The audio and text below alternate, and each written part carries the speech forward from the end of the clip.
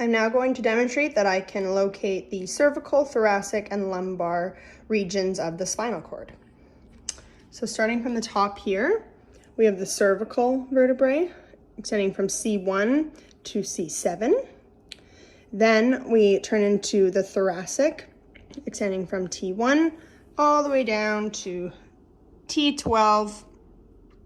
Right here, this is the part of the spine that engages with the ribs. Then in our lower section, we have L1 extending to L5, which is the lumbar region of the spinal cord. And then in terms of spinal alignment, I thought I would note that the cervical spine is where we see lordosis, or the forward curve of the spine, a convex curve.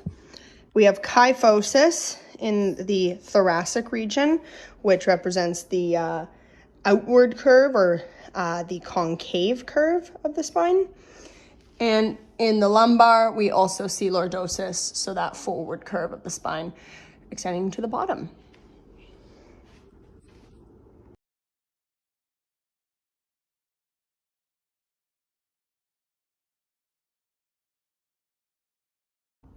I'm going to demonstrate my understanding of the knee muscles and ligaments by labeling the following diagram.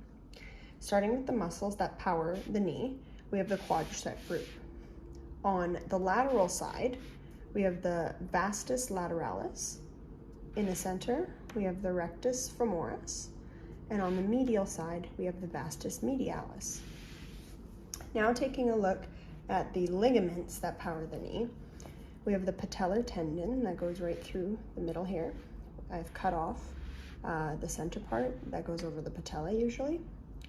So that runs directly through the middle.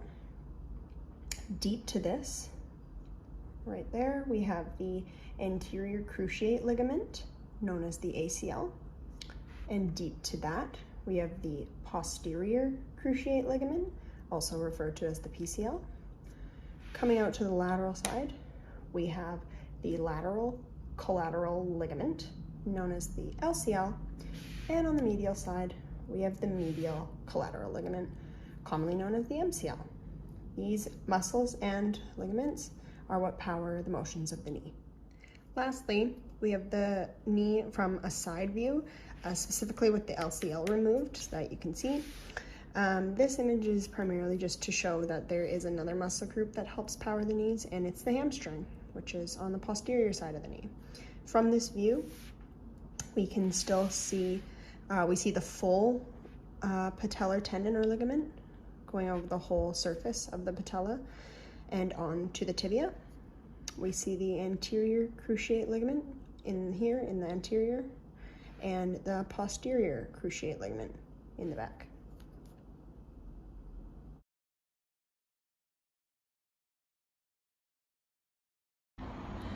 We're now going to look at the ACL.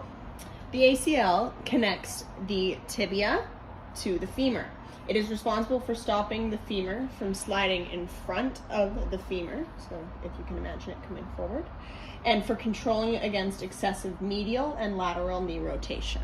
So this would be excessive medial rotation and excessive lateral rotation. And in addition to this, it's also protects against varus and valgus stresses. This would be a valgus stretch, and this would be a varus stress. The PCL connects the femur to the tibia on the posterior side of the knee. And similar to the ACL, it is one of the main stabilizers of the knee joint. The PCL serves primarily to resist excessive posterior translation of the tibia relative to the femur. So if we're pushing on it, we see how this PCL is intact because it's resisting that excessive translation. If it was not intact, this would not feel like such a hard endpoint. The MCL connects the tibia to the femur on the medial side of the knee. This is the client's right knee. The MCL provides valgus stability to the knee joint.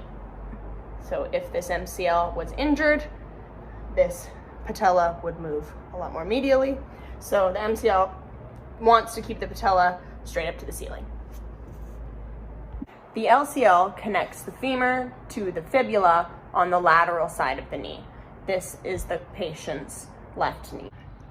The LCL is responsible for providing stability against varus stress.